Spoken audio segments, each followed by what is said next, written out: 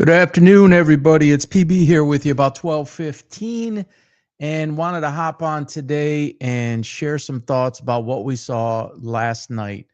Um, wow. Wow on a whole bunch of different levels. The game I grew up loving, playing, and then ended up coaching later in my life is back in a big, big way. NBA on NBC, and what happened with the coverage last night was absolutely phenomenal. Folks, we are witnessing history right now, something we haven't seen in 20 to 23 years. And it is basically a strategic plan, it seems, where they have, like, I don't know, half a dozen things happening at once. We are witnessing the absolute dissolution of LeBron James and his entire era, and the way things have been done by the NBA, by the media, by TV, by broadcasters, etc. It is out with the old and in with the new, and a return of the old, which is kind of new, in Michael Jordan. The greatest legacy, the greatest era in the history of basketball. I just don't even understand. Like, so if you have any understanding of history and you're a younger person, like 25, and you go back and you watch film, and you know what? When I was 25, people used to say things about Havlicek and Pistol Pete and Will Chamberlain and different people like that. I get it. I understand. It's difficult to always connect the pieces or connect the dots. But Michael Jordan is in a class by himself. And then what happened after he exited was a focus on basically on a player for the last 20 to 22 years. And what we saw last night, in my opinion, is a kind of an entire re-engineering, a brand new rebuild and reboot that is built around the product, that is built, that gets back to the basics. And sometimes when you get back to the basics, a product or a service just shines. One of the things I used to always teach and mentor people with in coaching basketball and coaching business is you can never put greatness into something, someone, or a player. You have to set things up in order for greatness to come out of it, whatever that may be, whether it's an athlete, whether it is a salesperson, it doesn't even matter. Honestly, it doesn't matter. It's setting up the framework and painting the entire picture, and then put that person in that picture, a portrait, whatever you want to call it, and have that person, place, or thing shine. And what we saw last night, going back to when I was a kid, the most exciting thing before there was ever a game was to watch the starting lineups and hear the players announced. You know, the Bulls music and the final countdown music with the Pistons, which is who I grew up with. Pistons, Bulls, Celtics, Lakers, all of that. And so for us, it was the final countdown, or you know, the Chicago Bulls. I mean, I made videos for my teams with that song. We used to come out of the locker room with that song, even though it was past the era. And the guys are like, "Coach, can we play rap?" And I was like, "Let's just, yeah, we'll do some of the rap, but we got to do the Bulls entrance." And then one of the guys came up to me, you know, he's 17 years old or something, and he goes, 18 years old, and he goes, "That's actually pretty cool." You know, he had no idea what it was like.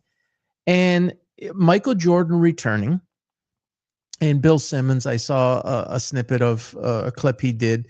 He says, "I don't know what I really just saw. I don't know what they really just teased." I think we can see what he teased. First of all, they teased, and then they teased to get you to come back. Makes total sense. I get it. But is there anybody, honestly, is there anybody that is not waiting to see what he says next? Interested, maybe on edge a little bit, to hear what he has to say next? The legend himself, the greatest ever. Probably the greatest ever in any sport. You can argue Tiger Woods in golf, and there's other players in certain sports that are truly, truly special, like a Brady.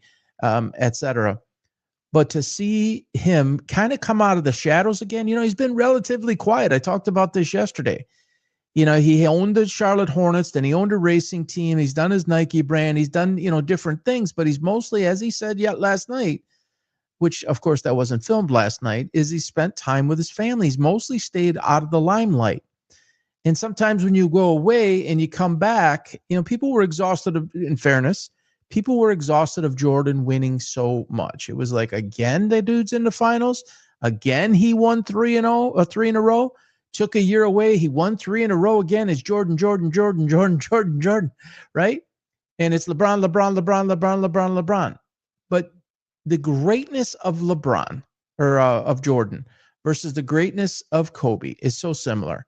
And the greatness of LeBron is so different.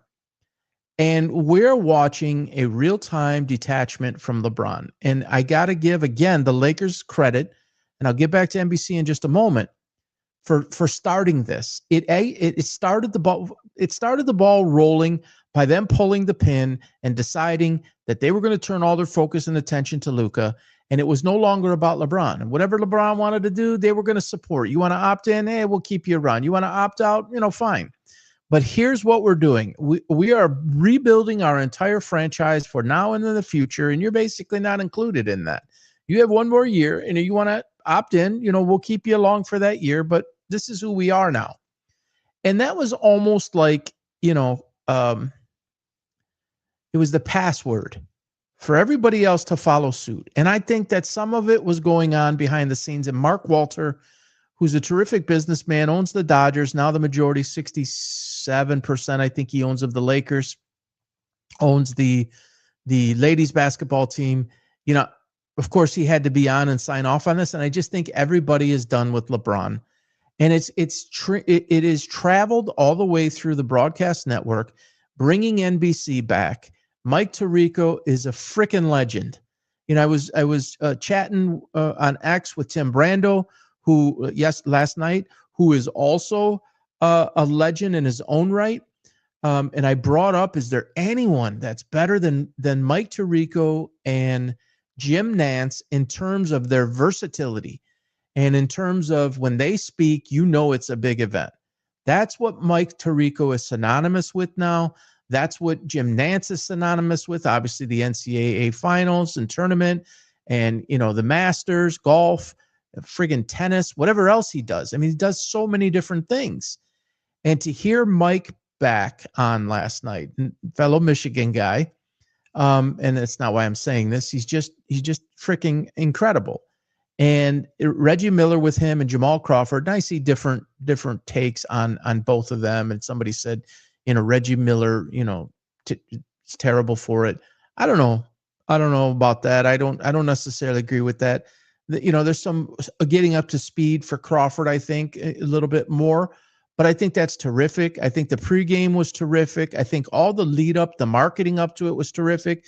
Carmelo Anthony needs to maybe go in his closet and needs to grab something different. I don't know what my man was thinking with the quarter zip on, and everyone's in suits or sport coats, and they're looking, they're looking all put together. And Carmelo looks like he just, I don't know what he just got done doing. Like he was at the local pizza place, just chilling out, and kicking his legs up. And then he said, I got to get over to the arena, and I gotta do a show.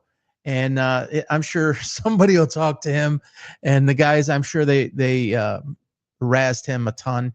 They had some technical difficulties with the mic, but man, McGrady, they all handled it in stride, handed each other microphones. And recently I've had technical difficulties. I see a little bit of lag on the screen right now, still trying to fix that. I've been on a major national podcast recently, and the only reason you're not seeing me again on there today is because we're trying to work some things out. So I totally get the technical difficulties. And when you're live, it's freaking hard. You could run all the testing you want prior to. When it comes on, the lights are on, and you are live. You want to talk about somebody, and Tim Brando brought him up last night, Brent Musburger. You want to talk about a legend that could do everything, Brent Musburger, and you are looking live. So when you get live, There's no bailing out. Cut to another camera, pan to another camera, switch out mics, go to break. After that segment, I'm sure, the tech guys were going crazy in the truck. And, they showed a clip too of the truck too, by the way. And those guys never get enough credit. They're the guys behind the scenes in the truck or in the room or wherever they are. And they're making that show go. And they showed the countdown to live and the intro coming into the Thunder and the Rockets. And let's pan to Mike in 5 and 4, 3, 2, 1. And I'm starting to learn a lot more about that with what I'm doing now. And it's such a credit to those guys, and every single component of the team has got to be working to pull off a show like that. It was pretty freaking flawless last night.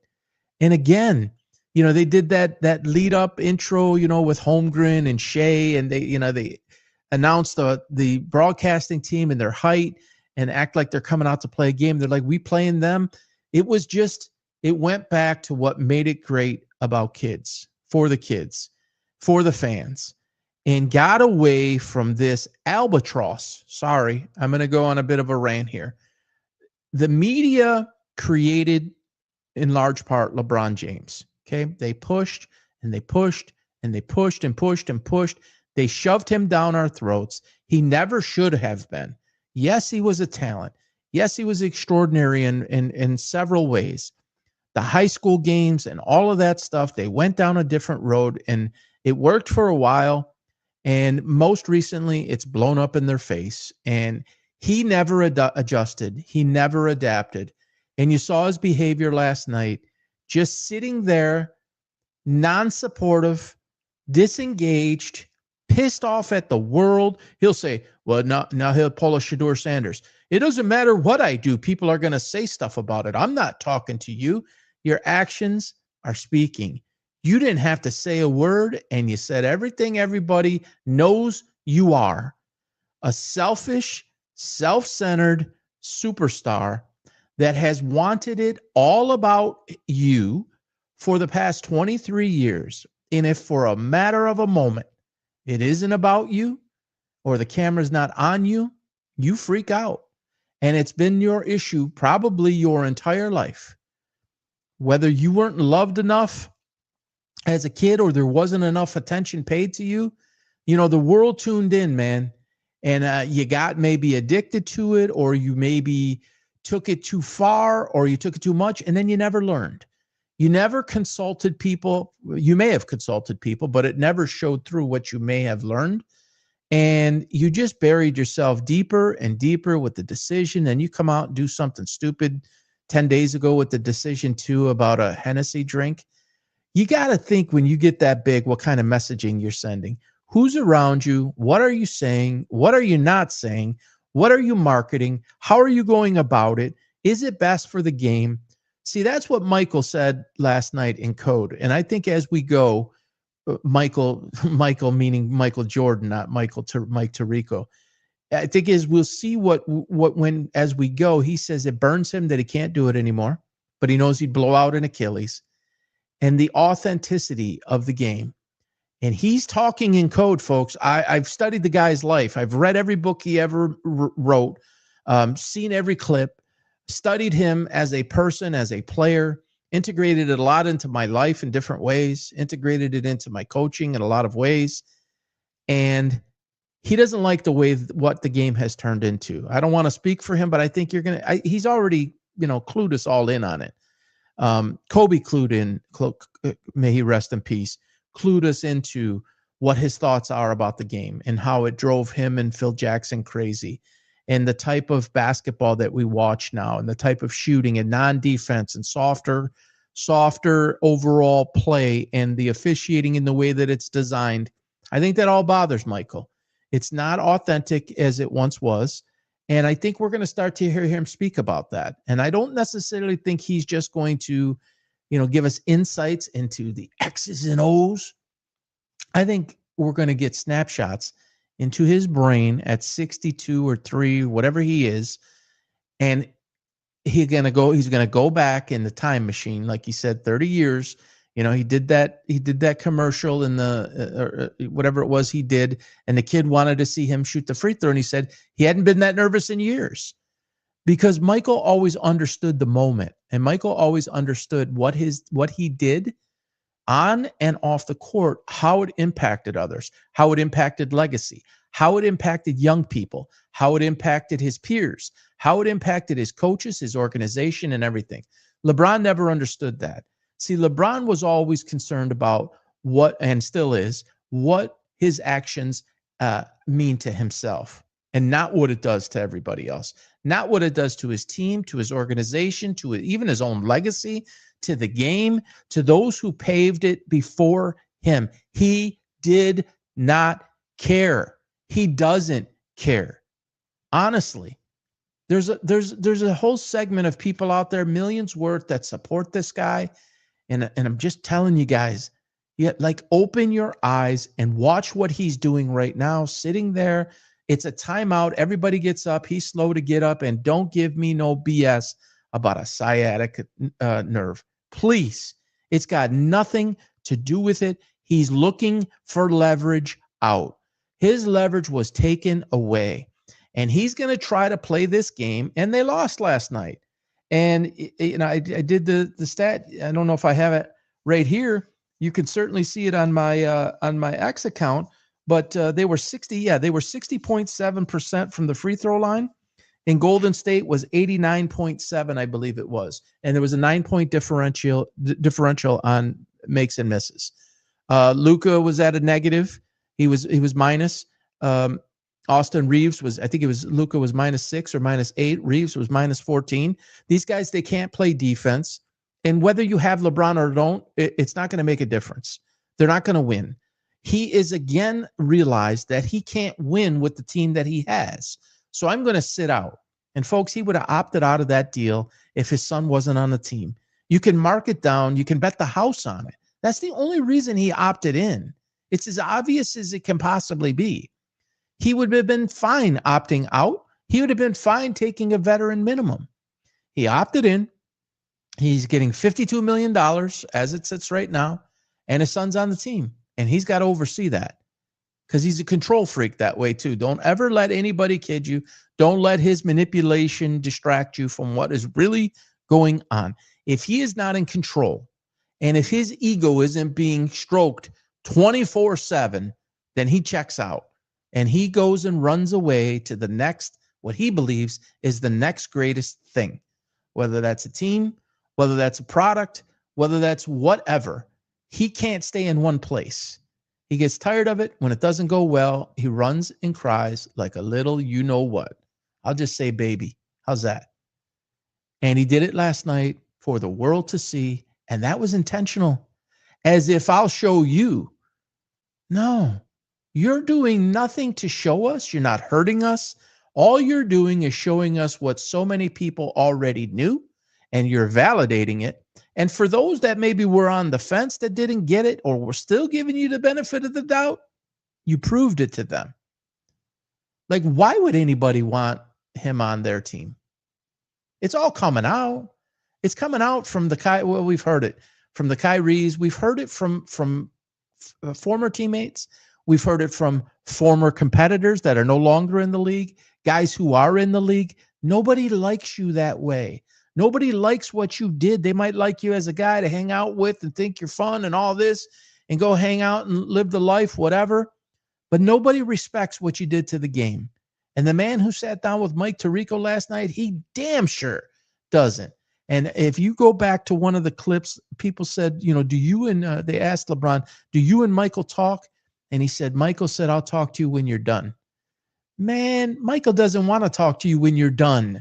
He doesn't respect you. He may respect you as a person, but he doesn't respect you as a player. He doesn't respect you as the person who took the baton and the torch and basically buried the league for the last 20 years. And you know what? I'm not going to all put that on LeBron because the media was in the tank too. The networks were in the tank too. The sponsors were in the tank too. And it caught up.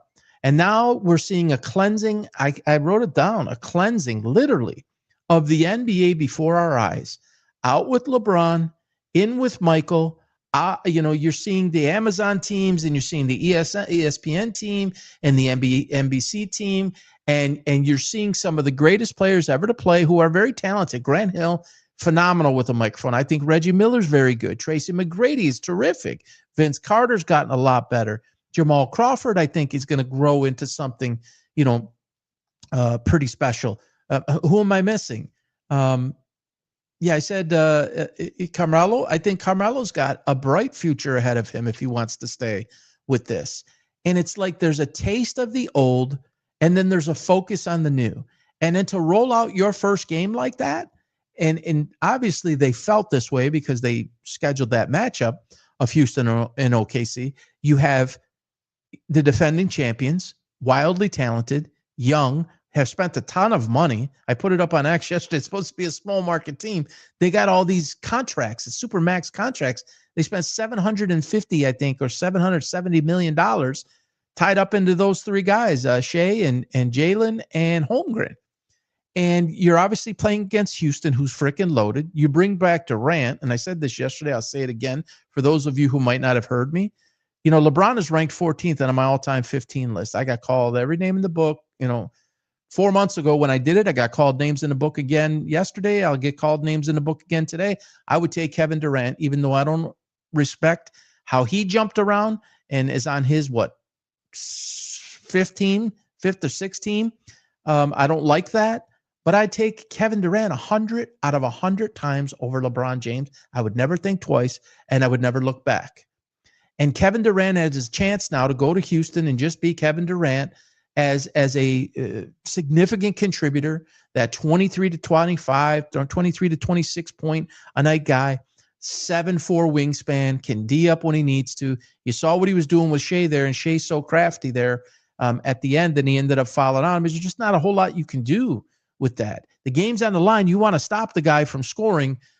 He's really crafty, he knows how to get you up in the air, and Durant took the bait, and, he fouled out. But again, I don't have a stat line in front of me, but it was 23 or 24, double overtime. He had some foul trouble there, which probably slowed him up a little bit, and you're integrating into a new system and a new team. The OKC is going to be absolutely terrific again. I have them number 1 ranked. You can see it on X. And I have the Rockets, I believe, at 4. The Rockets, you want to talk about going back to the old too? You got, and it's not the typical old big man. Let's make that clear. But you got Jabari at 6'11", Durant at 6'11", and some say 7 foot, not the wingspan, true height. Şengün 6'11", Capella 6'10", and Steven Adams 6'11". And Şengün, Durant, and Jabari are all versatile. You could do all sorts of things with those three guys. And holy cow, was Şengün all over the place last night. I think he had 39. He's 23, 24 years old. He's got like a mix of Dirk in him, and he can play big at the same time. A little bit different playing big than Dirk did. He can take you outside, inside. He's great on the boards. He's a terrific passer. This is what we're looking at now. And, Jason Whitlock asked the question, I think it was yesterday, what will happen when LeBron is gone? And I wasn't able to get on yesterday, but I did my own little live shot.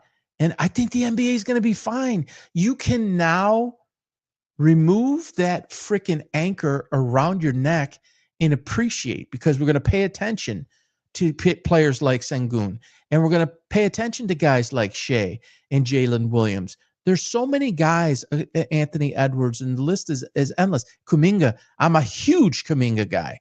I was begging Trajan Alexander, I'm hometown Detroit guy, to go get him and take him away from Golden State, because I think Steve Kerr mismanaged him. Some people will say Kuminga was immature, and that's the reason. You got to find a way to get that talent on the floor and basically help him mature at the same time. And we saw it last night, 17, 6, and 5, I think it was. He's playing great team ball. He's distributing the ball. He's hyper athletic, can do all sorts of things. This is what we have now, and it's exciting. There are millions and millions of people who tuned out of the NBA because of the LeBron BS and because of what the media did. People are tired of it. They're done with it. And people know his story. So now it's time to rewrite or write new stories with a mixture of some of the old. I think people will respect hearing Carmelo and Jamal Crawford lightning off the bench, score 3-time Sixth Man of the Year. Vince Carter, Tracy McGrady, Carmelo Anthony, Grant Hill, Reggie Miller. I mean, this is magical, folks. This is like a holy crap moment, and it's a holy crap moment for ESPN too. And I saw, Adam Schefter, football guy, he's got 11, 12, 13 million followers. I see him posting first thing this morning or re-quoting or retweeting something about, some insight about what's coming on with Shaq and Ernie and Kenny and Charles. And it's like, that's going to be a tough act to follow. Sometimes the first person, who has the ball strikes and scores, and sometimes somebody who defers and comes second. It's going to be interesting to see how this plays out. But that was absolutely freaking amazing. The quality of production, aside from a few tweaks, those are tweaks that they'll couple bugs and tweaks, they'll fix that. That's easy to do. The content is there. The core is there. The structure, the strategy. It's a winning product, folks. It's a winning product, and it's going to show off it's been there, but the new NBA, because there's this freedom now. It's almost like we're getting out of NBA jail. What the NBA did with LeBron and what LeBron did with the NBA is criminal. And I said this yesterday.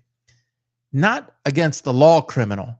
Criminal in the sports realm in terms of they let it go on for too long. And Carmelo, recently quoted, dude, just like talking to him, kind of retire. It's enough now. Just move on. Let the game breathe. Because all the talk, and I noticed they didn't pan to him very much last night. The couple times they did, we saw all we needed to see. And I'm learning from Jason Whitlock, a legend in the industry. In so many years with the Kansas City Star and ESPN and Fox, and understanding how the networks operate. And I'm obviously looking from a distance and learning from a distance. I know a different angle of it, or like to think that I know a different angle of it. And you can't show him anymore. And I think he knows that, folks, meaning LeBron. I think he knows the spotlight's gone. And I'll be honest with you, and people go at me all day long with this. I don't think any other team wants to take it on right now. I think they feel it too, honestly. I think they feel it. I think they're done with it. Think about this for a moment, because they've been talked about a lot, the Mavericks. Why would the Mavericks inject LeBron James into what they have going on? Why? Not while Kyrie's out, and think of it that way. Why would Jason Kidd want any part of that? Why would Nico Harrison want any part of that? He already didn't want, at the time, a self-centered Luka Doncic. Why would he want a self-centered LeBron James? Even if it was for the veteran minimum. Even if you think he can help you for 15 minutes or 20 minutes or 25 minutes a game, even if he was an 18-6 guy, even if he was a 20, like a Durant, even if he was a 22-minute or a 22-point guy, 23-point guy, which is closer to what he's become, and you wanted him to play like a Kevin Durant, I don't think he can. I honestly think in spurts, but I think KD played 41 last night. I don't think LeBron can play 41 and have impact on the game like that. I just don't. He's a defensive liability. He's a sideshow, clown show, circus. Why bring that around? So I think what he's trying to do is going to backfire. It's already backfired, because the Lakers pulled the pin and said, we're turning I'll never forget, in the offseason, right after the season ended, it was Pelinka. I heard Jeannie Buss was at that meeting. Probably Mark Walter was there. I didn't see him. But they came out of the restaurant. LeBron wasn't there. I don't think he was there. And they came out, and the camera was on Luka. That was the sit down. They had a sit down, old mafia style. They had a sit down. Shout out to Michael Francis. I love his show. If you guys ever want to watch a show that's really cool about his days in the life, and it's kind of what they did. They had a sit down with Luka. They swore him in, and they said, "You're our guy." And suddenly, maybe for the first time ever, I mean, he's lost a little bit of weight before, but he totally committed all into it and transformed his body. 31 pounds, looks like he's different. I mean, is playing different. Different mindset, probably different. Well, you have to have a different mindset to lose 31 pounds. Can he continue it? Hey, we'll see. Can he take the mantle of number one? I've always questioned that. I got many videos on our YouTube account, YouTube at PB Sports Talk. A lot up there about Luka. I felt in the offseason, this is pre him losing the weight, that they should have traded him. Got rid of LeBron and traded Luka. Yes, I said that. I'm all over saying it, and I still contend it's not a winning formula. And then you go get DeAndre Ayton. That's not going to change nothing. They think he's a rim runner. Jackson Hayes is a better rim runner than DeAndre Ayton, in my opinion. DeAndre Ayton is extremely limited, and with his size, he's not exactly not a defensive liability. And it's just off. The fit doesn't work. And when you're going to have a ball-dominant guy like that and score 43, so Jordan did it. People will say to me, well, Jordan did it in the 80s and 90s. Yeah, but those guys, it was Pippen, it was Jordan, it was Rodman. If you wanted to run your offense through Michael, and Michael got 40, 45, 47, they were locking your ass down on the other end. So if you're allowing your main guy, and the other team is going to say, all right, we're going to let him get his. We're going to let him get his 40. You couldn't outscore them because they would lock you up on the other end. So Luka scores 43 last night, and they lose by 10. I think it was 10, 9 or 10. 118, 109 or 119, 109. It doesn't work, folks. It doesn't work. That style of the NBA is gone unless you can lock somebody up. And with the 31 pounds lost, we're not going to suddenly see Luka Doncic be a stopper on the defensive end. I'm sorry. He's going to be able to move his feet a little bit better, but it's not a part of his game. And I don't see it becoming a part of his game. Whereas Michael and Kobe could, and Scotty and those types of guys, of course, Rodman wasn't the offensive guy that those were, but he would shut you down, anyone on the court. Didn't matter your size. He was playing centers. The Lakers don't have that, folks. And so this love fest with Luka, it's not going to work. And when LeBron comes back, those two can't function on the same team as two ball-dominant guys. Someone has to take the second fiddle, so to say.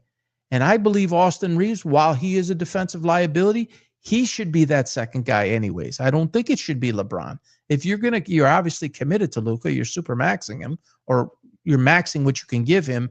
And then I think it's in 2 years, he re-ups to be able to get Supermax, or can re-up to get Supermax. It doesn't work.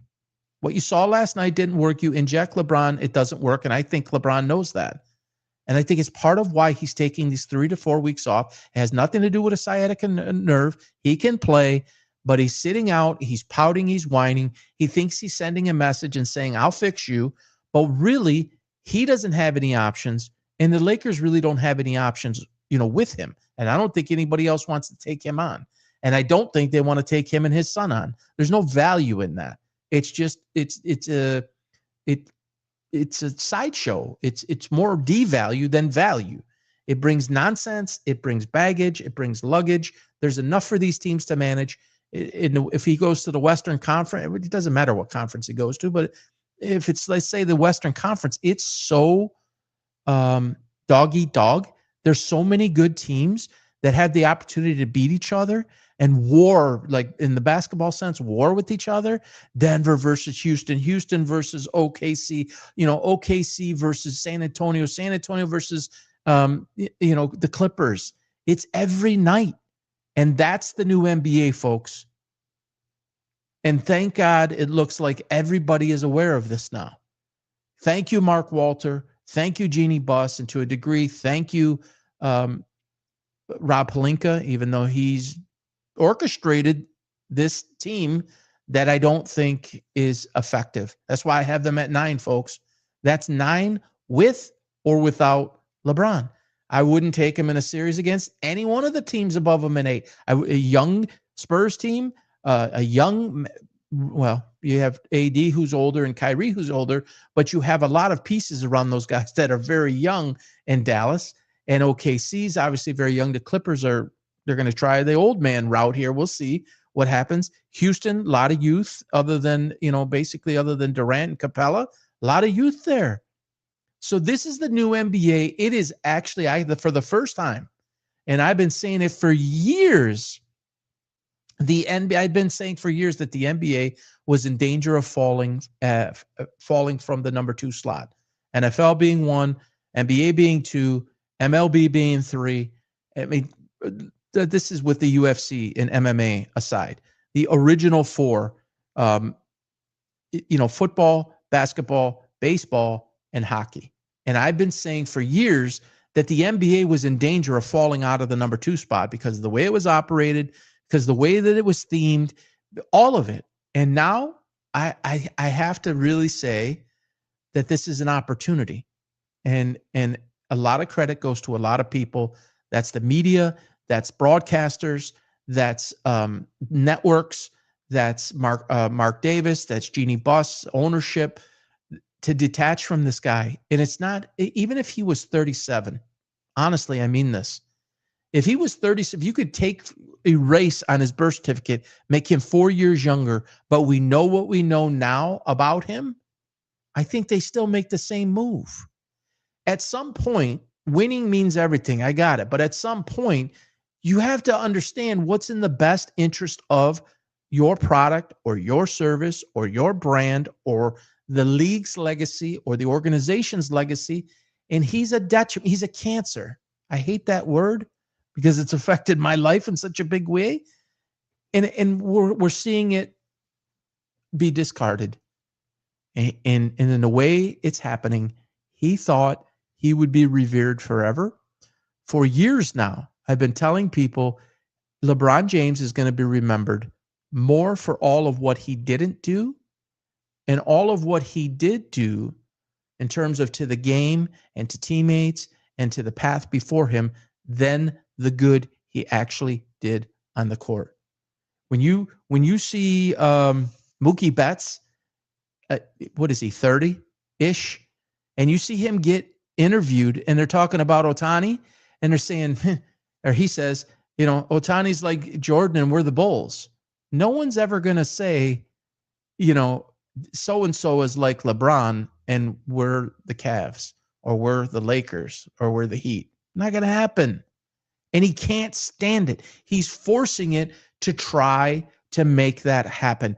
He wants so badly to be Michael, and it's been that way for 23 years. It's why the number 23 jersey. It's why the number 6. I don't care about his kid's birthday. That number 6 switch was about 6 championships, not 3, not 4, not 5, not 6, not 7, not 8. It's all a facade. It's all a person trying to disguise and cover up his insecurity and his immaturity. He's always needed the audience, the adulation, the attention, the approval, and now it's being taken away. And you saw him sitting there last night, stone-faced. I don't think he moved his hands or arms all night, except for a couple times to get up at a timeout or a quarter or half or the game. And that's what he's been reduced to. Self-inflicted, by the way. He has an opportunity. You saw Jordan hint last night. I want to do this because I want to pay it forward. I think Michael why would he come out now? Honestly, let's just think about that for a second. Why would he come out now? I loved spending time with my family, and I had an amazing time with it. And I'm 63, and I just decided I want to pay it forward now. There's something there. This is an opportunity now for Michael to pay it forward to the new crop, to the new era.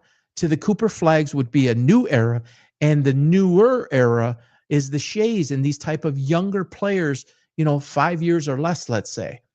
He can imprint himself on them, and he could mentor them, and he can give insight to them. And I think this is part of a challenge for him. Will he say it? We'll see. We're all going to tune in. But I think there's something to this where he wants to see the game get back to where it was. And it'll never be the same, but get it to be viewed as must-see TV. Get rivalries back in the game. Get authenticity, as he said, back in the game. Get the game being played the right way again. and not this running around and looking for stars and looking for rings. No, build it and they will come, right? Build it and they will come. They will come to you. They will want to come to you. Your team will go out and get the free agents, not go run to it because you're so desperate to get 7 because you opened your mouth in 2008 and you told everybody and you allowed everybody else from the outside to say it and you went along with it because you liked it and you wanted to be that and you never became that, and you came woefully short. And I think most will argue, to be honest, I know I do. I think a lot of other people do. He hasn't even matched Steph Curry. Steph Curry's greatness and change of the game will live on forever. And he's still playing at a high level at 37. That's not to say that LeBron didn't play for at 37 at a pretty high level. I'm not going to take that away from him. But there was really nothing about LeBron's game that was different. Very explosive player, but he brought nothing different to the game. Kobe brought different to the game. Obviously, Jordan brought different to the game. Curry brought different to the game. Obviously, Wilt Chamberlain was so tall to the game. Magic brought Showtime to the NBA. Bird, unstoppable. Didn't matter who was guarding him with that high fadeaway release. Man, as a Piston fan, growing up in that time, watching that, couldn't stand the guy. You knew it was going in. There was no doubt, literally no doubt. And dude was deceptive on the defensive end and a great assist guy. So cerebral and thinking 5 steps ahead before people started talking about chess. Larry Bird was playing chess. Isaiah, maybe the greatest little man ever. I mean, those are the people that changed the game. It's just enough of that. Golden State last night, that was pretty. And as a former coach, man, when you are on the sidelines, and again, I never coached at that level, but when you're on the sidelines and you and your staff see execution like that, you see team ball like that, you see what you worked at come through and execute like that, I got the chills right now because you work so hard for that. And you're trying to plug in all these different pieces. And in that world, you got the Draymond Green personality, you got the Kuminga stuff, you got young guys like Pods. You got a lot of different pieces and parts and a lot of personalities that you have to manage. And then you have to find a fit. You got to get the chemistry. You got to get, the implementation and buy-in of your game plan. And then you got to get ultimately the execution, because a lot of people get it halfway, a third, a halfway, 75%, but there's always a piston, so to say, no pun intended, Detroit Piston fans. There's always a cylinder, a spark plug, a piston that tends to not want to go on on all cylinders. And for the first game of the year, Curry was quoted yesterday, the day before, saying, I believe we have a real chance to win. He's right. He's right. They're older. Man, Jimmy Butler, how does he still do that? Honestly, I was never a big Butler guy, but the last 3 years and 4 years, I know playoff Jimmy and Jimmy buckets and all of this, but to watch what this guy still continues to do, and he's had a lot of this stuff follow him. I get it. And he's been on a lot of different teams. I get it. But he's like, 36? And he's still doing this at playoff Jimmy and all that stuff. You're watching older guys. They cared so much. That's not to say that guys in the Lakers didn't care last night, but it matters to them if they won last night in game 1 of a friggin' 82-game schedule, that they're fully expected to go into the playoffs and make a long run. Now, will you see that in game 27? Game 47, game 63, when it gets really grinding, more so around the 50s and 60-point mark, back-to-backs? I don't know. These guys, he's got that it in him, and Steph's same way. Man, that guy. I got so much respect for Steph Curry and the way he's handled himself and how and the dude's still taking 35, 37 foot off balance, leaning to the right, falling out of bounds. He's still hitting that shot. He can do it in his sleep, but dudes in your face, full go during the game. Really special. What we saw last night, and hey, football's still king for me, even though I grew up playing basketball and coaching it. But I'm gonna after what I saw last night, and I think we're gonna see this universally. you're still going to have your people that are going to hate the game, and they're just not coming back. That's with anything. Sometimes it happens at a restaurant. They get rubbed the wrong way. I'm never going back there again, or GM or Ford or something happens, and they just don't want to go back, and there's nothing that can change their mind. But I think that there's going to be a massive audience now that comes flowing back to the NBA for all the reasons I've listed out. I think we're going to see the quality of the game increase. We're seeing the quality of the product, the content, the broadcasting increase. ESPN will do a good job. Amazon will do a good job. NBC, we've already saw what that is, and I think they've set they're the pace car. I think that was an opportunity to get out in front. Everybody's got to match it or surpass it now. That's hard. The coin was flipped and they got the ball first. And they friggin' scored a touchdown, Matt Hasselbeck. We're taking the ball and we're going to score. And then Green Bay won, to give a football analogy from quite a few years ago. I'm showing my age. It didn't work out so well for Matt Hasselbeck. Sure as hell worked out for NBC last night. And that's a big act. That's a hard act to follow. So congrats to to NBC. That was good stuff, man. That was really exciting stuff. All right, a couple of other quick topics here. Woody Johnson. What, man? I say it. I'm going to say it until I die. You must have winning leadership and culture at the top. And if you don't, it doesn't matter who you put into play. And dude comes out, and listen, for years, when he was at Ohio State, I said Justin Fields is not an NFL quarterback. Barely a number two. There are certain guys that can play number two when offense is not preparing for them and scheming for them. They cannot play for 8, 9, 10 games, and then they can come in a reserve role, and they can do some things. And with his legs, he has the ability to do some of those things. That's who he is. It's what he is. And it's not going to develop into something else. Those of you who know me know I'm from Detroit, know I'm a huge Lions guy. And as such, I'm a big Aaron Glenn guy. I don't agree with Aaron Glenn and what he said and start comparing. And I'm not a Lamar Jackson guy. But I love Aaron Glenn, but he shouldn't be comparing Justin Fields to Lamar Jackson, because there is no comparison. And I don't view Lamar Jackson as the best quarterback in the league. I don't even have him in my top 5 or 6. That's a true story. I think he's 8, if I'm being honest. Many guys I would take ahead of him. Jalen Hurts, there's a lot of guys ahead of him. Jaden Daniels even. But Justin Fields, though he is not an NFL quarterback, your owner should never come out and say, well, it'd be nice if we complete a pass. Anybody who has that going on, their team is going to reflect that. Dude, you're an idiot. You ain't helping anything.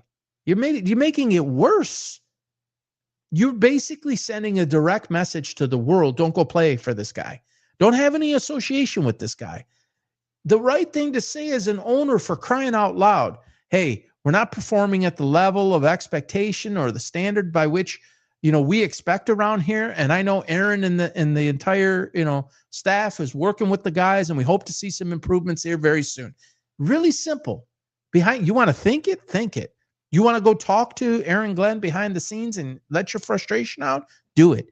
You don't go at the fall meetings and get a microphone in front of your freaking face and say something stupid like this. You know why your team is so bad, Woody Johnson? Because of Woody Johnson. Walk down the hall, look at the nearest mirror, look at what you see in it. You can say all you want about Justin Fields right now, but there's decades where there was no Justin Fields on the Jets. You don't have a very good track record, my man. You actually have a track record that's in the bottom 5 or so, bottom 7, at least the bottom quarter of the league, where you're perennially have a reservation, basically a reservation in perpetuity to be in the bottom quarter of the league. And you can't get out of your own way. And then you're going to come and blame it on Justin Fields? It goes way, way deeper than that. I have tried to tell people ad nauseum, from being in Detroit, what William Clay Ford did to the Lions for 50, 60 years with Russ Thomas and Chuck Schmidt, and the constant cycling of madness, never with a plan, never with a strategy. He wasn't a football guy. He didn't put good football people around him. And when he did, like Jerry Vinicius, again, I'm dating myself. This goes way back for anybody older who's watching this, formerly of the Bears. He did a lot of great things with personnel and stuff. They actually had Kevin Colbert, who was phenomenal for the Steelers. And those guys moved on to other spots. And when it changed over to Martha Firestone, who then it changed over because she was 90, 92, and then it changed over to Sheila Ford Hamp, totally reset the vision, hired Brad Holmes to take it, put advisors like Chris Spielman involved, hired Brad Holmes to do it, hired Dan Campbell to do his role, and then they had a very specific, detailed plan, an idea of what identity they wanted to have. And then it don't matter what your goal is. It doesn't matter what you think you want your identity to be. You have to go get the pieces to fulfill and execute that strategy and become that identity. I played the clip yesterday of Brad Holmes and Dan Campbell in the war room and draft war room in 2021 when they get Penei Sewell on the line and they say, you're going to be the reason that everything changes here. You're the building block. We're going to build around you. They understood trenches out, not skilled receivers and players out. It's backwards. Somebody I was chatting with yesterday. Oh, if the Cleveland Browns don't get 2 wide receivers in next year's draft and get a quarterback in next year's draft, come on, guys. You cannot do it that way. So if you thought that Justin Fields was going to come into, this is to Woody Johnson and to anybody else in that organization who might support Woody Johnson. If you thought that Justin Fields was going to come in and solve your problems, you're crazy. You're nuts. There's a whole bunch of quarterbacks in the NFL right now, far better than Justin Fields, that would come in and can't solve your problems. They're systemic. You have holes on both sides of the ball all over the team. And most importantly, and Aaron can do this, but Aaron Glenn, he can change the culture. He's a lot like Dan Campbell, and I think he can be a terrific coach. But I don't think he has above him what he needs. I don't think he has it at the GM spot. I don't think he has it at the president of the president of the team, and I don't think he has it with Woody Johnson. Can you blame Aaron Glenn for taking the job? I don't know how many offers he had, but there's only 32 of them. And so you got to take it. But the cupboard is bare. Never forget that Dan Campbell was 0-10-1 in his first 11 games with Aaron Glenn as his defensive coordinator. And everybody was calling for their heads. But they had a plan, and it takes time. But they had support, and nobody was throwing anybody underneath the frickin' bus, namely the owner. I mean, it wasn't like this is some fringe player that said something stupid. This is the owner of the frickin' franchise. Like, it makes no sense. And somebody said, well, he should be pissed. He gave $40 million to Justin Fields. Well, he didn't make the decision to spend $40 million. And I don't believe that Aaron Glenn or the GM signed off and gave $40 million to Justin Fields because they felt he was the long-term answer. He's a bridge to get the strategy in, to get the implementation of a system in, and be a bridge while they build. That's what that was. That's what that is. You go ask Aaron Glenn privately, is he going to tell you that Justin Fields is his guy for the next 7 years? Like Dan Campbell said, says Jared Goff, every coach needs a quarterback, and Jared Goff is mine. They knew what Jared Goff could do. He had already proven some things. Then he wasn't wanted in at the time in St. Louis, L.A., whatever, the Rams. McVay didn't want him anymore. The Lions opened him with welcome arms. They gave him everything he needed to succeed, and now you can argue he's in the top 5. Justin Fields is not going to be in the top 5 this year, next year, or in 5 years. That's not a knock on Justin Fields. That's just facts. You would have to put every single freaking weapon around him for him to even have moderate success. And he's been around teams that have more weapons than the Jets. He had it with the Steelers. He even had it with the Bears. He is who he is. And what makes it worse is the New York market. It's a New York market. This is why I said Jackson Dart, a prediction I'm becoming pretty famous with. You have to have a certain type of demeanor, a certain presence about you, a certain skill set, ability, a certain mentality to succeed in the New York market, either team. Justin Fields is the polar opposite. Forget talent for a moment. It's the polar opposite attitude and mentality. They're going to embrace that swag. It's a little bit too much for me. If I'm being honest, as big of a Jackson Dart, I say what I say about Shedeur. I want to say what I say about, get rid of the chain. Don't chew gum during the press conference. Tone it down a little bit. Be you, but tone it down a little bit. Don't make this a circus sideshow and Scadaboo's got no shirt on and they're doing all this stuff. Love what you guys are doing. Don't let it get bigger than you. You know, meet the moment, exceed the moment. Don't let the moment freaking own you and spin you and spiral you. Justin Fields is not that. So while he's not very good, he doesn't possess that attitude. People are not going to like him because, and I don't know that this is right, I'm not here to judge that. People are going to look at him. He's so quiet, he's reserved, a man of faith, and they're going to think he doesn't care. And that's going to put more pressure. And now you got Tyrod Taylor that's basically going to take over the starting job. It's only going to get worse from there. So Aaron Glenn's made mistakes. Yes, he made some mistakes in the London game. Kurt Warner and Rich Eisen couldn't believe it. I couldn't believe what I was seeing. Dan Campbell made similar mistakes. I'll never forget. You know, I called the Lions. I got this famous prediction for you guys that don't know. In 2021, 3 weeks after Dan Campbell started, I said the Lions will be in the Super Bowl in 5 years. This is within 5 years. This is year 5. Dan Campbell made similar calls. Jets are 0-7. Lions are 0-10-1. It gets worse before it gets better. But as a matter of fact, Sheila Ford came out and said, they have my ringing endorsement. I believe in what it is we're doing. Period. Woody Johnson, you said you don't believe in, basically you don't believe in Justin Fields.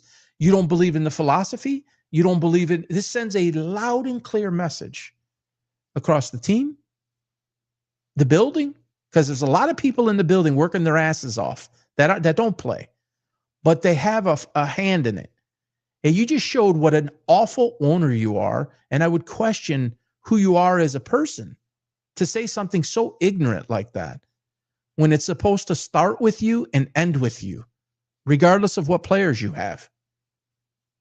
You're supposed to be the leader. You set the expectation. You set the tone. And then you support. And if you got an issue with somebody, take it up privately. For Christ's sake, take it up privately. Don't go embarrass the guy. Makes no sense. All right, last thing here. This is another crazy one. And I say it all the time. I'm sick of talking about it, but it's still there, so I got to talk about it. Everybody saw Jimmy Haslam on the sidelines with people behind him, whether it's his family or it's not. Every person of Jimmy Haslam's caliber, status in life as the owner, knows who's around him at all times. It's something any business owner does. It's important that you know who's around you, have a high level of awareness. There's a whole bunch of reasons as to why. There is no possible way that man did not know that those young men, looks like young men, standing behind him, one with the white and one with the brown Shedeur Sanders jersey on. The Cleveland Browns are going in to play New England this week. Good luck with that. They're playing really well. They got a lot going on in New England, and there's a lot of things that are not going on in Cleveland. The opposite, right? You come off a victory, granted against the Dolphins. You win 31-6, reasons that you should be excited and happy. And you have media. Here we go again. Here we go again with media that's talking trash. A disjointed owner saying the wrong things, blaming, pointing the finger here, pointing the finger there. Mary Kay Cabot is his 007 agent to get what he wants out there without it coming out of his mouth. He uses her mouth. And I've got that on pretty good authority from people who live in Cleveland and have kind of schooled me on what her role is with the team. Typically, when you put out tweets 2 hours before the game, heavily promoting the backup, and you have 100,000 followers or 200,000 followers, whatever she has, typically you get scolded for that, or you lose your credentials for something like that. but that's not the case. They want her to do that. And this is being pushed and pushed and pushed. So tell me, whether it was Dylan Gabriel, whether it was Deshaun Watson, Joe Flacco, or even if it was Shedeur Sanders, what quarterback has a chance to succeed in an environment like that? You got the fans are pressuring the hell out of you. You got the media is trying to manufacture somebody as the next coming. And we just got done talking about LeBron James and how the media built him up, and eventually it was the wrong move for the league because the data and the numbers and the metrics are there that the league has suffered. You can find certain elements of it where the game improved in a global way or in a global market in some ways, but the damage far outweighs the good. The negatives far outweigh the positives. Point blank, period. And Cleveland is setting themselves up for a debacle. I just don't know how you win here. So they play New England. And what happens if they go, I said this yesterday, the day before, what happens if they go to New England and they either win or they play super, super well? When you have a whole segment of the media and of the partial of the team, decision makers, front office, that says, after next week, we go to a bye, have Shedeur, and come out of the bye with him. What happens if Dylan Gabriel plays outstanding? What happens when you go shoot your mouth like that? What happens? You want to win or you don't want to win? Let's assume they win. You still going to put Shedeur Sanders in after the break? Let's say they play really well and it's a close game that comes down to the wire. You're going to put Shedeur Sanders in after the bye? Let's just say that Dylan Gabriel doesn't do well and you poll him and you put in Shedeur Sanders. How did you win? You invested a third-round draft pick on Dylan Gabriel. Ain't nothing like setting a guy up to fail. This is your organization. This is your draft capital. And a third-round pick, and quite frankly, a fifth-round pick is nothing to fool with. Because I can give you a whole list of guys. Unbelievable players. Hall of Fame, some of them. I'll give you two right now. Puka Nacua and Amara St. Brown is a fourth and a third. Or fifth and a fourth. How's that working out? You don't just hand those picks away. Go to the Bill Belichick school of guys that he drafted. Depth guys. Les Snead. Go look at what Les Snead has pulled out. And Brad Holmes when he was under Les Snead. You don't just throw those picks away. So you're going to bury Dylan Gabriel? You're never going to be able to access him again. What are you going to do? You're going to trade him? Anybody going to give you trade value 3 or better in return? Nope. That investment's dead. It's cooked. The market crashed. So how did you benefit? All right, let's go a step further. So let's say that Dylan Gabriel doesn't play well and you get waxed by New England and you make a decision during the bye week, hey, we're going to go with Shedeur. And Shedeur comes out and I don't even know who they're playing, 12-24. Hey, how are you? Tell me who they play out of the bye. Is it the Jets? I think it's the Jets. Talk about a plan. What if Shedeur Sanders comes out post-bye and they play the Jets or whoever and he doesn't do well? Is it time to yank him? What do you get? You get like a 2-game trial. You get a 3-game trial and you're either perfect or there's nothing. Everybody wants to blame this BS on Dylan Gabriel's height and stuff. I put out a 5.5-minute clip yesterday against teams like Ohio State, a better UCLA team than they were early season this year, and a whole host of others. And dude's rifling the ball.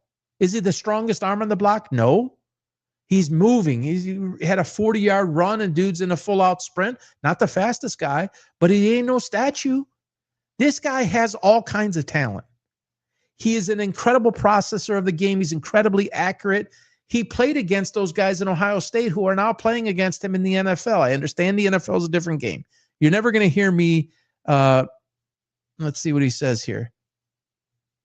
Yeah, Jets and the Ravens post after the bye. So, yeah, as I thought, the Jets. But Gabriel's making plays all over the field. He's in a great system. He has an opportunity to flourish, and he did just that. And somebody argued with me, look, he was on people's boards for a third. And you might say the third is a touch of a stretch, but he wasn't getting past 4, folks. people thought more highly of him than Milroe and then of Will Howard and others.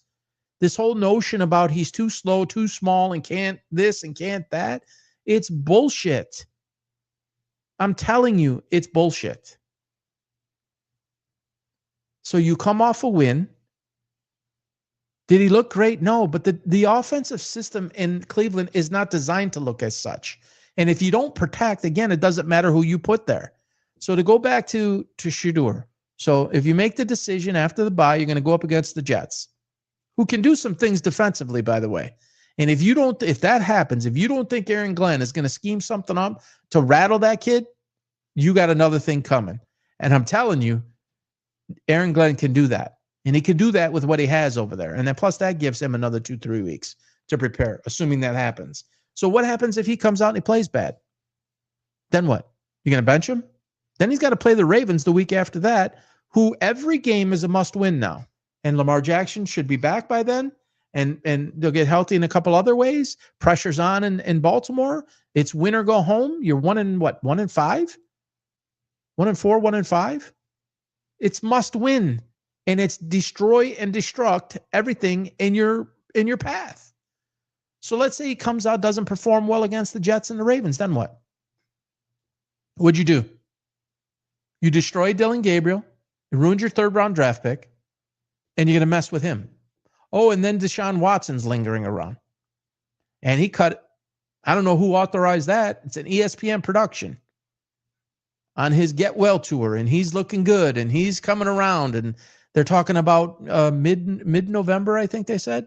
All right, well, what's today? October 22nd? We're talking 4 more days, then another 7, then another 7, and another 7. That's mid-November. That's past mid-November, basically. Now what? Now what are you going to do? You're going to ruin your third? You're going to ruin your fifth? And then you're going to put Deshaun Watson in? Come on. This is what I mean. You never take a third and a fifth in the same draft. I don't care how bad you need a quarterback, because you set yourself up with no options and there's no win. You cannot win. Even if you find one of the two. Let's say Shedeur Sanders ends up being the guy. You wasted a third in that process. You made your entire thing a shit show. You traded the quarterback that started the year with you to a division rival. It's just, so the whole point of all of this is less about Shedeur Sanders and more about the direction, leadership, and guidance, overall plan of a franchise, and why certain teams have it figured out and why certain teams don't. Anybody watch Mike McDaniel again behind the podium? First of all, you can't see the guy. No judging him on his size, because it ain't the size of the man, right? Aaron Glenn's not the biggest guy on the block, but he sure walks and commands presence like he's the biggest guy. I mean, the command presence that Aaron Glenn is the size of Dan Campbell as a man, 6'5", 260. And he's nowhere near 6'5", 260. But when he talks, he has presence and he has command of the room. When Mike McDaniel talks, I'm not sure what that is. Quite frankly, I don't know how to even describe that. So, point being, started at the top, all these organizations that are going through these major issues, the common thread, common denominator is pretty much the same in almost every place. And if you are uncertain and you are not getting a message out, Stephen Ross puts out a statement, says, we don't intend to make any changes right now, which is basically code for we might not change them in the season, but it's not coming. It's a mess. It's a total mess. So I'm going to wrap it up here. And one other thing, too, about the Houston Rockets that I didn't mention before, Ime Udoka, phenomenal coach for what they're doing there. He had his issues, and he ended up out of Boston, and people kind of lost track of him. But he is a phenomenal coach, folks. Don't be fooled by anything that goes on in Houston this year, or don't be surprised is the better word. And it isn't all Durant. There's a lot of coaching there. There's a lot of talent there. Younger, Amen Thompson, and we have Osser on the Pistons. Dude is phenomenal. literally, and he's getting better fast. And for the most part, they're young, really young. Be interesting to see a team like the Clippers, far older, and Reed Shepherd too, by the way. Don't underestimate Reed Shepherd for Houston. He's going to get opportunities to really step up this year. I would fully expect a hell of a year from Reed Shepherd. Just totally rewriting anything he's done in the past in terms of production, and see that go through the roof. And not one of those guys has to be the man. If you could put together the right ingredients of egos in the room, but none of them are too big, and winning is greater than your own individual accomplishments, and you have a coach that can manage that, that's pretty awesome. Chuck Daly, again, to date myself, go back to my Pistons roots. Chuck Daly's greatest asset, and most people from that era say that, he was an incredible manager of personalities. And when I say personalities, Bill Laimbeer, Rick Mahorn, John Sally, Dennis Rodman, Isaiah wasn't easy, Mark Aguirre, Vinnie Johnson was kind of easy, Adrian Dantley when they had him. You got all that talent, and you got some Hall of Famers on that team. Certain personalities are crazy, like Rodman, and it's managed, and then you see it come to fruition. So Udoka is somebody like that, I think. Phenomenal coach, X's and O's, strategy, all of that, leadership, execution, got the right players around. They're going to make a very long run. I got them at 4, but just because I got to have them at 4. But you can make an argument that they're better than that. And you can make an argument that you put them ahead of the Clippers below them on the sheer age difference, and they can run them wild. And they can lock Eason. These guys, they can lock people up. They can shut them down. And the older guys, we'll see how they go through the year. I'm talking about the Clippers, Harden and Kawhi. I mean, if Kawhi plays, guys missed 4 seasons. I'll never forget it. I looked at that stat maybe 2 months ago. He's missed 2 years to injury and 2 years to load management. 4 years he has not played. That blew me away when I saw that. It's wild. 2 entire seasons for load management. And I can't wait to hear MJ talk about that, talk about load management. I mean, these guys say, oh, it's about earning as much money as I can, so let me stretch my career to 14 years instead of 10 so I could take the money, or 10 instead of 6. Whereas Michael's like, man, if you go all out, I think this is what Michael would say, if you go all out, you're going to get your money either way. But the product's better. You're going to have a better chance at winning, going to be a better teammate, better organization. People are going to want to come play with you and play in that organization. I prefer the old days. I'm sorry. A lot of talent right now, but I preferred the old style. I coached the older style and tried to modern with some of the modern thinking. Had a lot of success, 7 championships, but I got to tell you, man, it was a war and a struggle with parents. And I get to that in 1 second, 12:24. A war with parents and a war with the mentality of the younger players today. They don't think like Michael. They don't even think like Kobe. They certainly don't, someone at my age, 53, they don't think like I think. Was still able to have some success. And it's interesting that you hear some players that come back to me now, like my co-host looks like, I didn't really understand it now or then, but I understand it now. 12:24, you missed the opening part. The MJ segment was kind of vague, but it was intentionally done that way. I understand what they're trying to do. They're trying to tease that for the next tease, But I think we saw 3 or 4 key things. He talked about paying it forward, which I think is by design with the exit of LeBron. I think Michael feels a responsibility. He said it. He feels a responsibility to pay it forward. And what I think he means by that is taking his knowledge and basically paying it forward for all the young players of today. And I think this was choreographed and coordinated, strategized for the exit of LeBron and the entrance of, the NBA back on NBC. Michael coming out of the shadows, hasn't really spoke much over the years. And he said it burns him up that he can't play today. And he talked about the authenticity of the game and the way that it was. I think we're going to hear a lot more of that. I think you can't judge too much last night because it was just kind of like a sneak peek, for lack of a better phrase. I think what we're going to hear from him is better than I thought it was last night. I think he's going to do some X's and O's, but I think it's going to come from here. And he's going to talk about the old era and the new era, the differences between the two, why there's differences between the two, and how to bridge the gap and take the newer and make it closer to the older. Like, get them closer to the two instead of so far apart. I think that's the tease that we saw last night, and I have a feeling he's going to do that. And I think you're going to see him mentor some of the young guys. Was he a great owner? Did he make great decisions? No, he did not.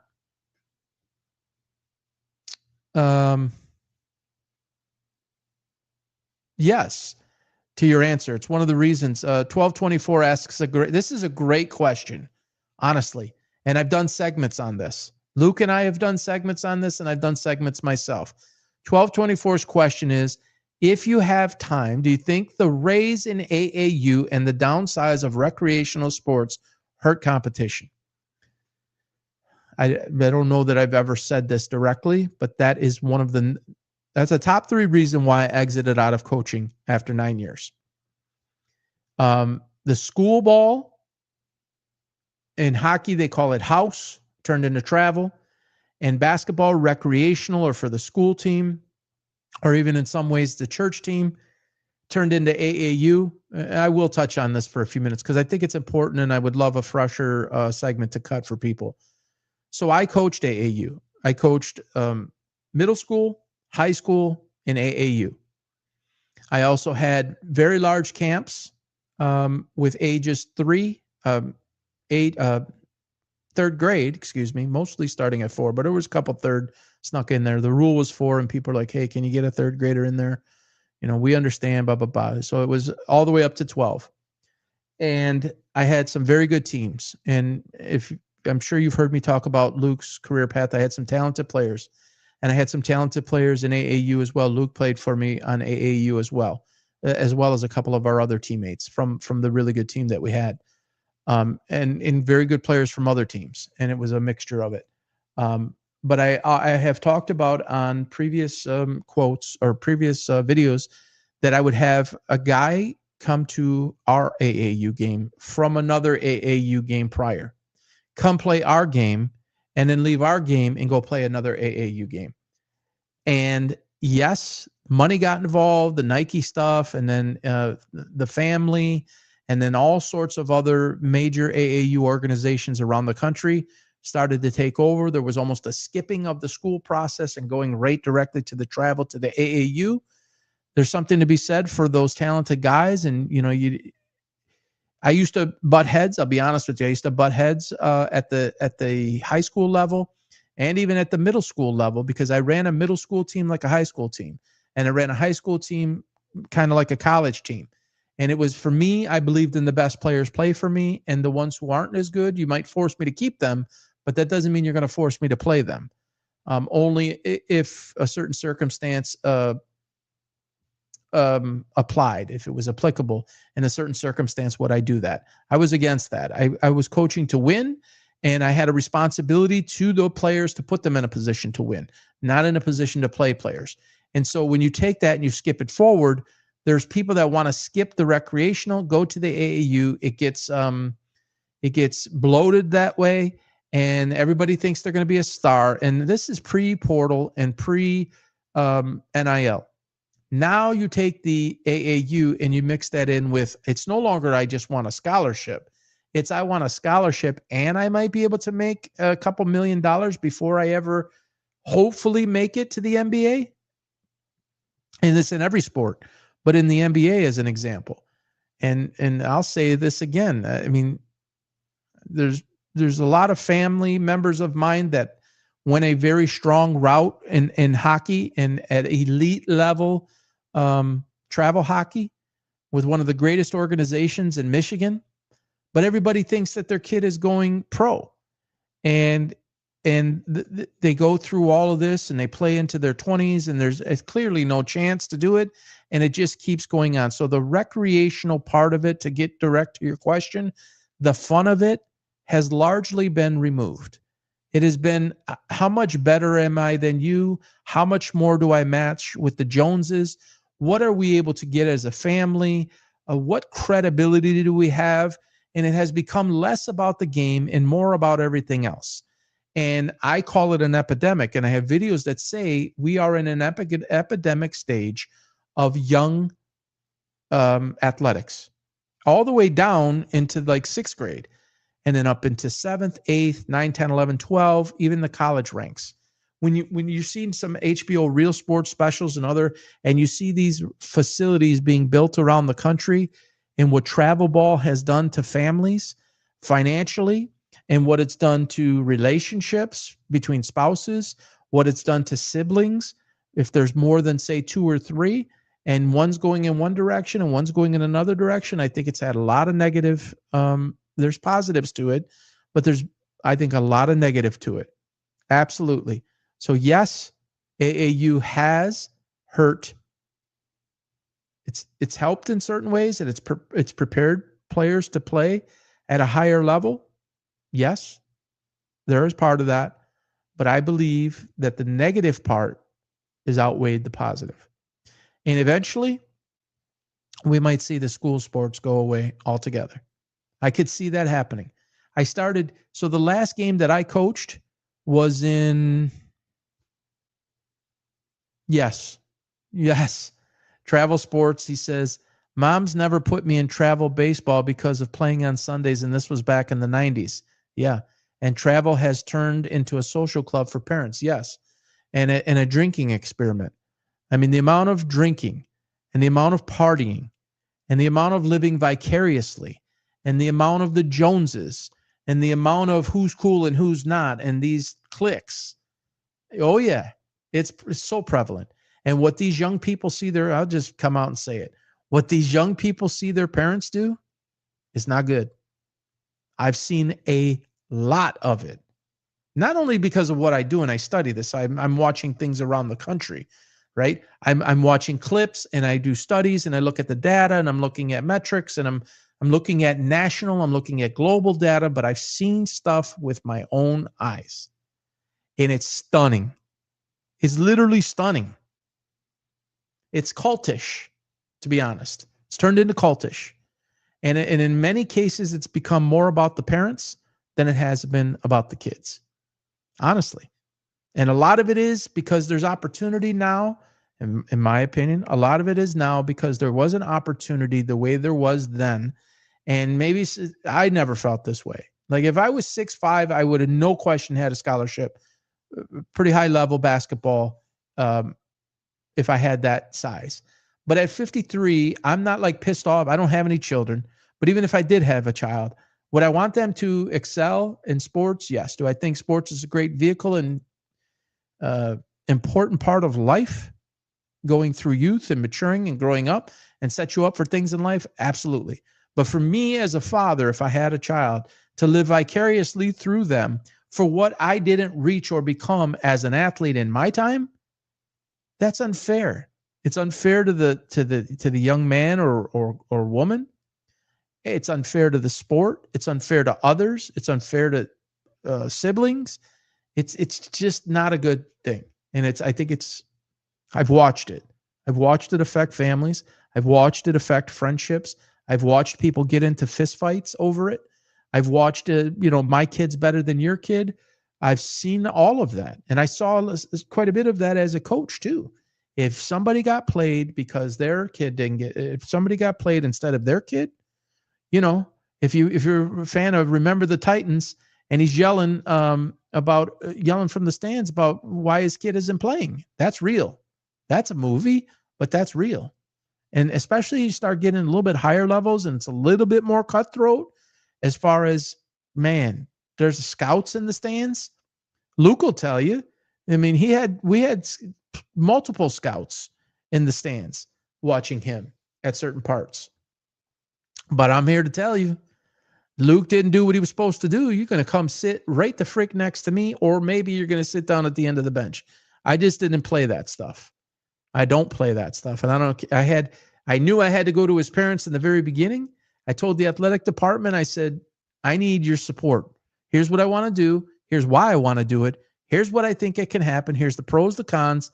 Tell me what your thoughts are. and they tell me what their thoughts are. All right, what am I allowed to do? You have our blessing. You can do what you need to do. I went and sat down with the parents, Luke's parents, or his father. I should say his father. I needed to get to his father, and I needed to talk to him, tell him what my expectation was. I know how talented your son is. Everybody knows how talented your son is, but I'm not looking at his talent. We have to start here, A, B, C, D, E, and then we're going to address the talent. Because if I don't fix or help him get the other parts better, the talent will never come out. That's where you put a person in position for greatness to come out. You can't put it in.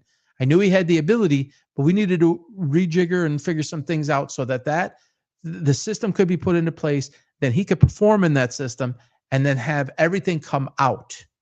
Not me put it in, but me give him the platform and the guidance and the direction and some of the mental reps to be able to let that come out.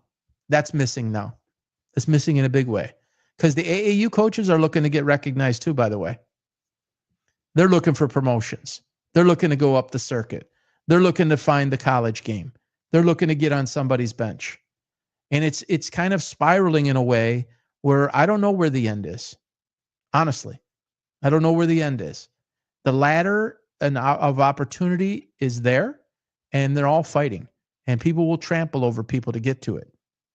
And parents will trample over another parent to put their kid or kids in a position to be noticed. And there's favors that get done behind the scenes, business and otherwise. There's money, there's donations, there's other financial means and support that takes place. There's a whole underbelly to this. And it's not new. It's been around. It's getting worse. So if you think about a booster in college, or you look at Adidas. Adidas is a big deal with this whole James Franklin thing. They're a massive donor to the school. Any of these coaches that get booted. What's going on in Florida with Billy Napier, there's people that, we're making this investment into this school for ABC reason. We're not seeing the execution, the outcome, and we're not getting what we want. Let's change it. Who do we gotta pay now? What do we gotta pay them? Look at the money that's getting thrown around now with Signetti and all of that, and lock him up because there's, 4 major jobs. Maybe FSU's coming open, Florida's open, Penn State's open, others that might pop open. I don't know where it ends, but I know it's in danger. I really believe it's in danger at the young level. And if it's fractured, that's the best way I could put it. It's fractured. The foundation is cracking. And if it doesn't get fixed at the foundational level, then what happens at the higher levels? So there's got to be somebody or somebodies, a group, an organization that gets involved and gets it back to some of its fundamentals. So we saw NBC do that last night. We saw Michael Jordan do that last night. We're seeing the exit of LeBron.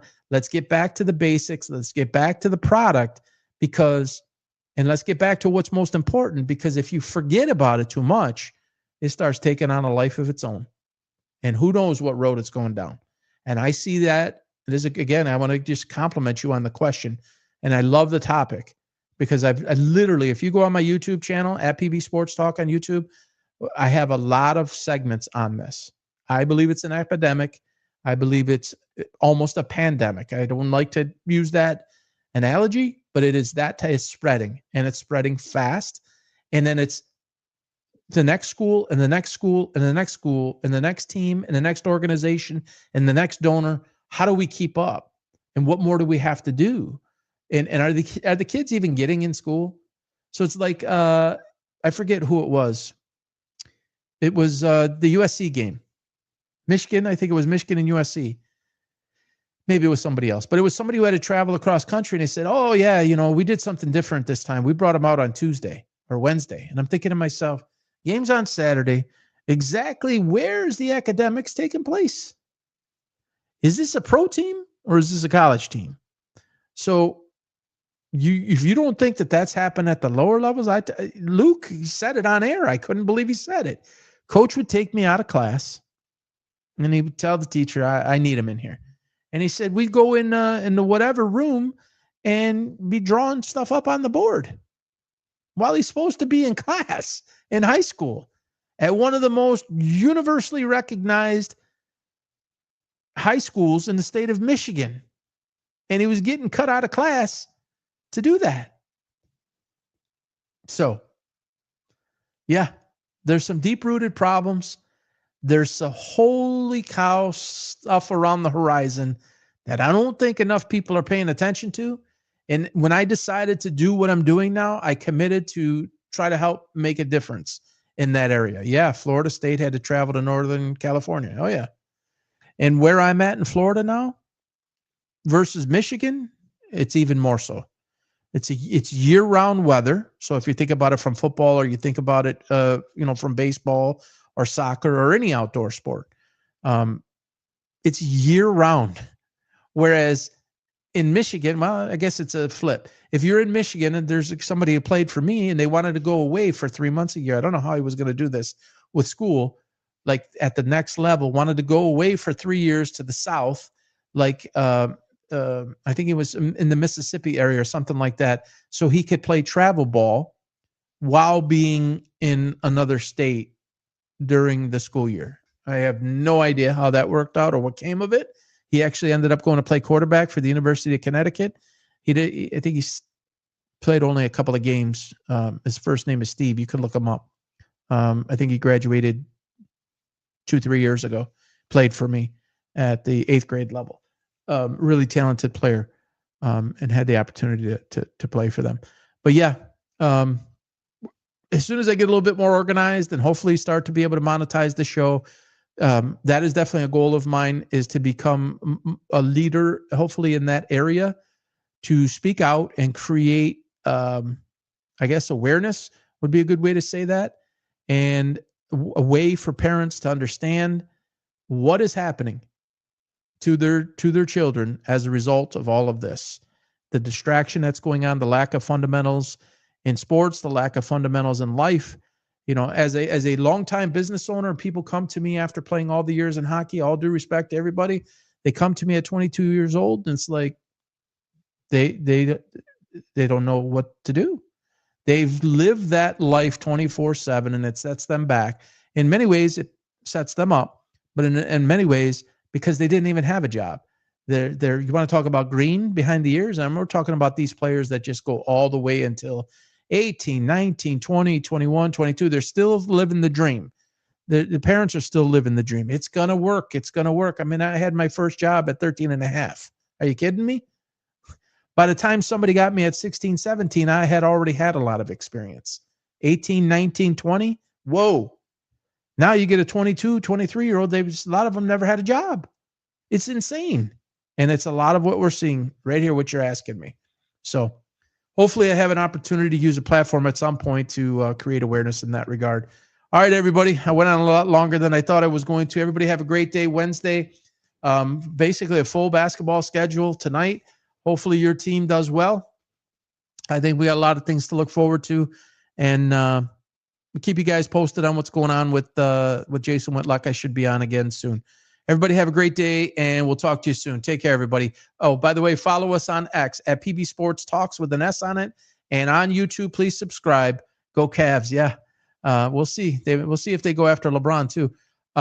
At PB Sports Talks with an S on the end for X, and at PB Sports Talk on YouTube. 829 subscribers. We're looking to get to 1,000. So anything you could do to help and share, we'd appreciate it. We'll talk to you soon, everybody. Take care. Bye-bye.